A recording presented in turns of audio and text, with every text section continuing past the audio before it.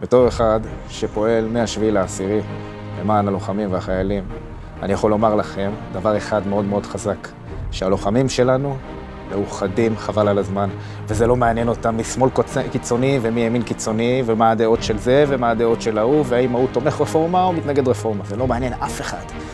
כל אחד מוסר נפש בשביל השני. ואתם יודעים מה יפה? שזה לא נעצר רק אצלנו. כי גם אצלנו בתוך העם, האנשים הפשוטים מוסרים נפש בשביל החיילים ובשביל אחד לשני, וזה לא משנה להם מה הדעות שלהם, מאיפה הם או מה הם. זה לא מעניין אף אחד. ואתם יודעים למה? כי יש אחדות. ואתם יודעים למה לא מרגישים את האחדות הזאת?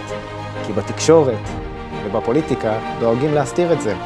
אז אני פונה עכשיו לתקשורת ולפוליטיקה. אם אין לכם מסר להגיד, מסר מאחד להגיד, פשוט סתמו את הפה. אני הייתי סוגר אתכם, אבל פשוט סתמו את הפה. עמישי וגוזי, ישראל מרציאנו. אנחנו לוחמים במילואים מה-7 לאוקטובר. אנחנו רוצים לחזור הביתה ולדעת שכל ההקרבה שלנו היא לא לשווא. אז מסר לכל הפוליטיקאים, לכל אנשי התקשורת, אם אין לכם משהו מאחד להגיד, סתמו את הפה. סתמו את הפה, אשכרה. אני מיקי, לוחם כבר מה-7 באוקטובר במילואים.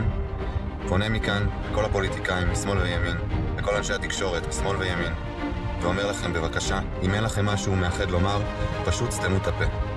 נמאס לנו מאנשי תקשורת או פוליטיקאים שמפלגים ומסיתים. אם אין לכם משהו מאחד לומר, פשוט סתמו את הפה.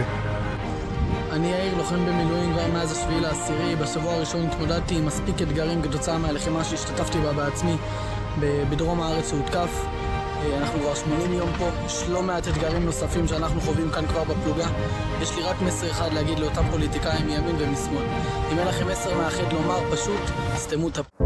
עם יקר, אני רוצה לומר לכם שאני בקשר עם הלוחמים, וכל מה שמעניין אותם זה שגם העם ימסור נפש בשבילם. ומה שהם מבקשים זה שנהיה מאוחדים בינינו.